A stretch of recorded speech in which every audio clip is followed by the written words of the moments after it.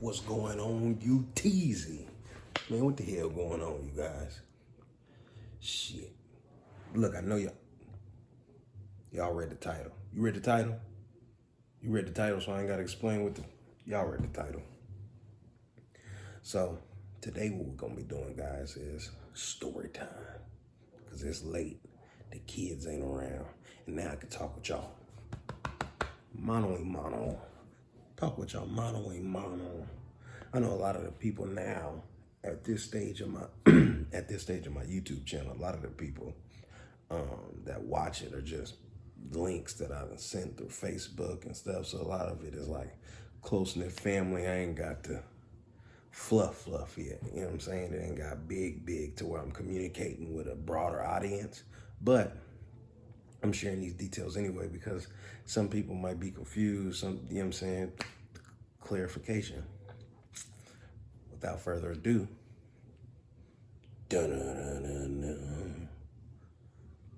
I thought I'd let you guys know. I know the title's a little, oh my gosh, a drug dealer? Why? You're not, why would you be? Why is that even a question? Why would you do that? You can just go get a job and you don't even have to worry about it. But that's not the case. That's not the case. It's explaining the nuances for what that means. So, where you start with something like this? So I'll start like, like 10, 12, age 10, 12 in that range, man. So ever since I've been 10, 12, man, the only person and the only types of people I've been looking at that had the lifestyle that I wanted to recreate, that had the things that I wanted to possess, that did anything attractive to me in that mind frame was the gangsters, the drug dealers, and the pimps. Right? So much so that I was so consumed in the mentality that the gangsters, the drug dealers, and the pimps were kings.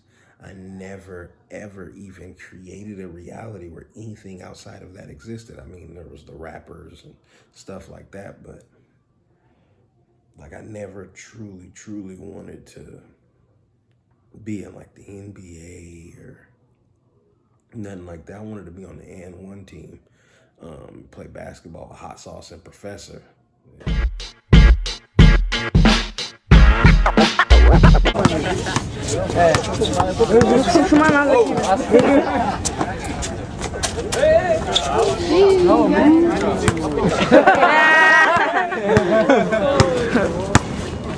Agora, velho.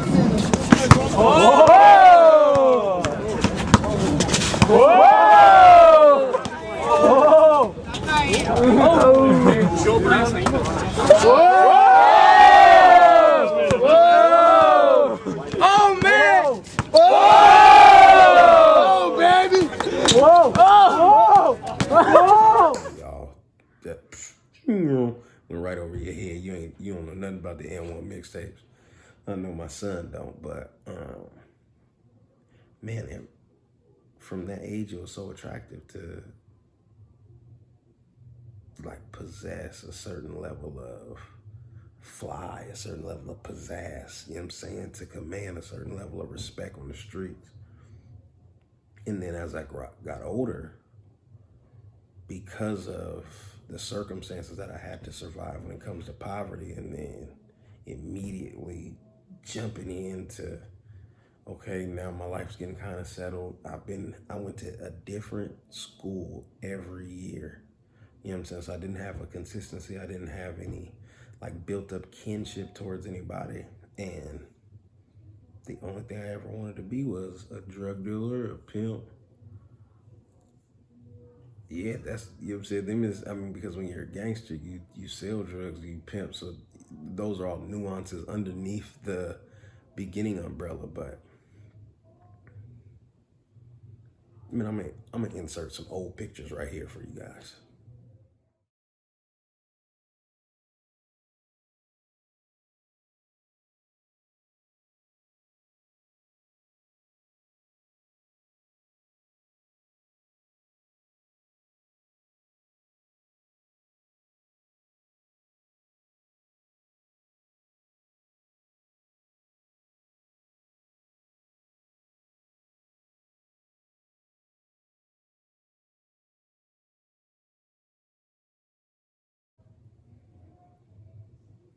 All right, y'all seen them? And those pictures are just from the ideology that I didn't create anything in my head outside of what I originally wanted to be.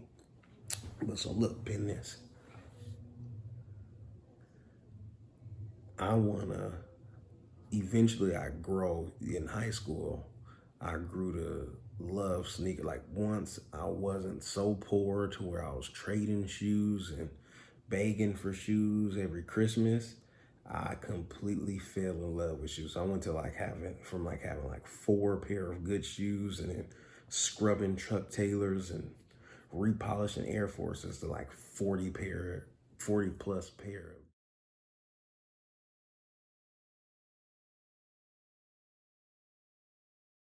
Jordans, right? And all I wanted was to work at Foot Locker to get the discounts on shoes and get the shoes first, and then sell dope. And then if not, as serious, sell weed, because then that was like a scale lower than selling dope. Young nigga, move that dopey moody. The stuff. And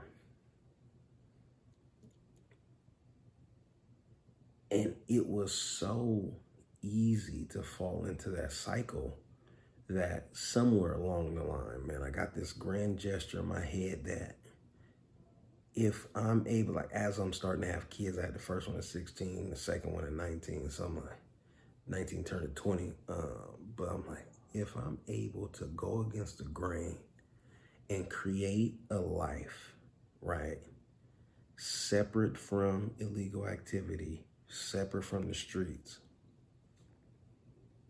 I feel like, for whatever reason, that may undo some of my unintentional wrongs as I was coming up, right? So some of that stuff right there, you gotta go put in the work. 911, what is your emergency? I hear shots! Okay, ma'am, calm down. What kind of shots? Gangster, some of that stuff, I feel like making a decision to consciously live right will undo some of those bad decisions I made during that time frame. And then as soon as I graduated from high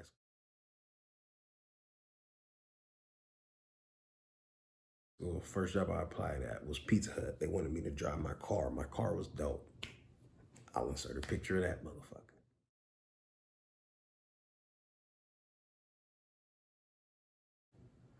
So they wanted me to drive that car. It wasn't gonna happen. So next thing you know, I'm applying for jobs. I got 2 kids, and I'm trying to figure it out. I'm aware of my intellectual capability enough to where I showed interest in collegiate activity, but not enough to the point where I'm like, I can go to college and create a life for my children. That way my kids need money immediately. And then I'm still straddling the streets. Like, am I gonna fully commit to this square life? That's what's called when you're in the street. Just in case you guys didn't know, it's called the square life. And that was a big thing for me, like growing up, when my dad would say shit like, you know what I'm saying, Junior just want to live square. He want to be, you know what I'm saying, live a square life. That shit hurt my feelings all the way to the point where I learned that that's a superpower. Like, that's something that everybody can't do. But, so I go into sales. I'm illegal distribution of narcotics, sales, they're similar, right? And man, I was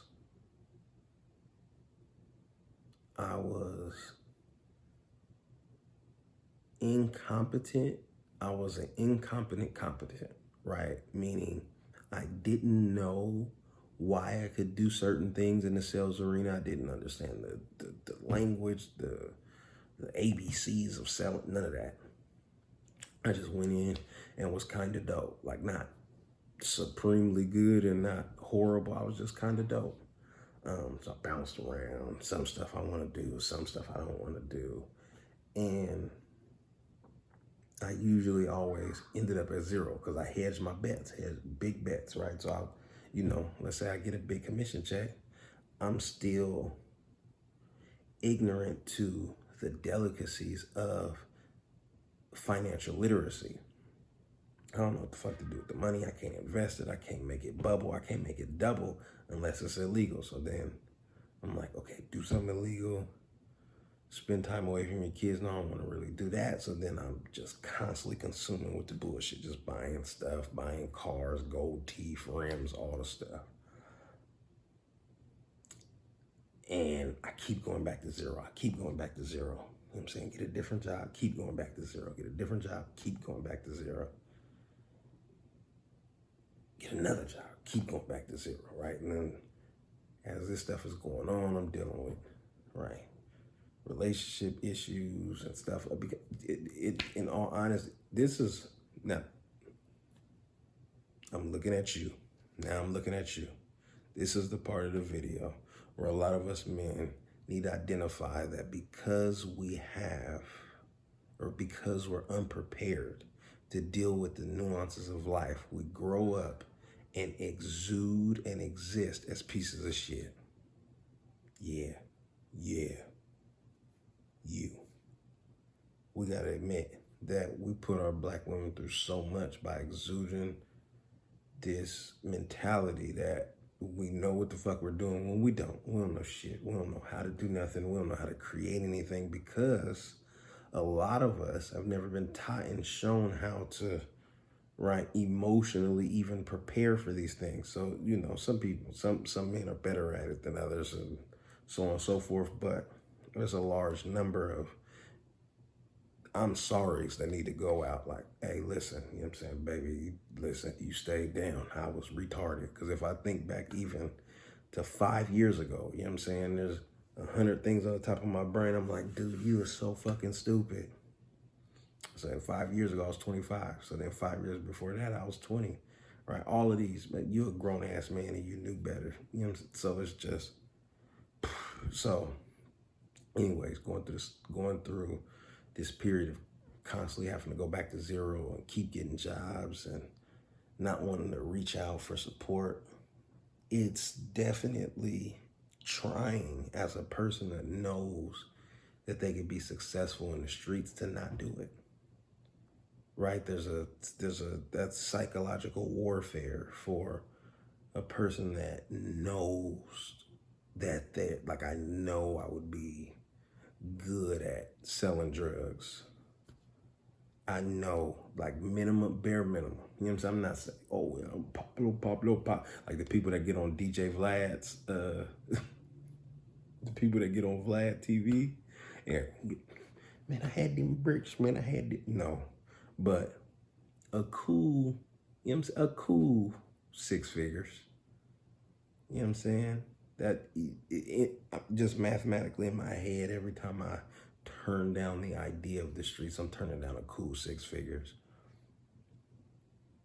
But it's not even anything to snuff at because I never even computed that way. I say those 6 figures buy my way into prison. They buy my way into an early grave. They buy my way into creating a displaced mentality on the young black men that I have to raise and just on all the additional young black lives that I would influence in a negative position, right? So selling my damn soul for no figures, 5, 6, 7, 8, 9. Hey, look, listen, I'll die broke if I do that. Straight up. So but it's when you have to deal with the responsibility for your family not being where they should, or your kids not being as taken care of as they should, or your bills not being paid like they should, and you gotta bear the blow. You gotta understand that it's because your ass didn't get up and hustle hard enough, right? So it's those nuances that take a little to wrap the head around and say, well, shit, if you know an easier way to get money, then do it. But no, I ain't gonna do it. I ain't never gonna do it because there's another way to build it. But the problem is, the main problem, and the reason why even selling dope is even in the conversation, so ingrained in a lot of African American males' lives, is because they're not raised talking speaking and believing that entrepreneurship is a reality. In my mind, entrepreneurship is the person selling DVDs in front of the store. You know what I'm saying? Entrepreneurship is the person that sell drugs. Entrepreneurship is the person that, you know, can distribute their own goods and obtain wealth by their own means. Right, but there are people right now being taught that entrepreneurship is creating Uber, starting Facebook, creating a clothing brand, Daymond John, creating FUBU, right? I knew none of this. I knew about literal no millionaires that weren't rappers or football players. Zero. I knew nothing. I didn't read. First book I read, I was 20. So when you consider the level of ignorance that's going on in the streets, you have to accompany that with the level of access that these kids have to successful individuals to model their behavior after.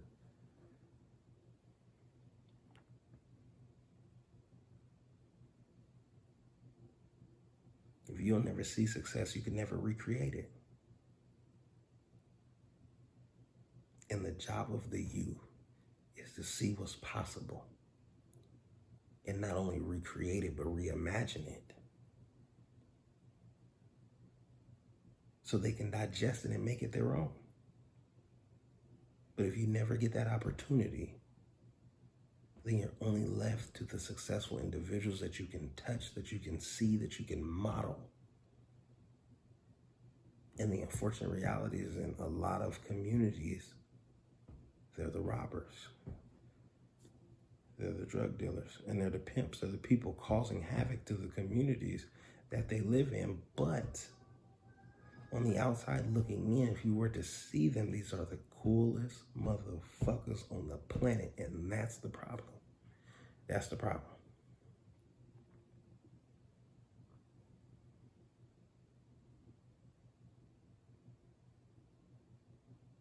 They got deep on y'all, you know what I'm talking about? Got deep on y'all real quick. And I said all that to say that I done did a lot, and I done a lot. I worked a lot of jobs, man, and I'm finally in a position of understanding my worth. Like I understood it before, but then I'm like, well, I'm just gonna go in and get this little money for the kids and shit like that. But looking at the time that I missed, and then on the flip side, the time that I've been able to recapture, it's invaluable. There's no amount of money that'll make me excited to reverse back to status quo. But at the same time, I will never compromise my morals, my integrity, and my values to go the other side and lead my young black men into destruction, because I want to put out. The camera had cut out on me before, but as I was saying, you guys, man, look, whatever adversity you're facing, you're not alone. And I'm building. So if I'm building, you could build. You know what I'm talking about? I come from the dirt underneath the mud, underneath the roots. So I'm chasing something. I'm chasing a dream, man. Chase yours. Look, and my social proof is my level of association with other successful individuals, man. Put yourself around somebody to show you it's possible and to motivate you and keep going, especially you parents. Put your kids around somebody that's not a fucking sports player or got a cool car, because they kind of scam and sell dope on the low, but they, you know what I'm saying, got a square job. Put your kids around entrepreneurs, man. Telling you, put your kids around entrepreneurs. Look, and I forgot. Don't forget to like, subscribe, comment, share this motherfucker. Man, look out for your boy.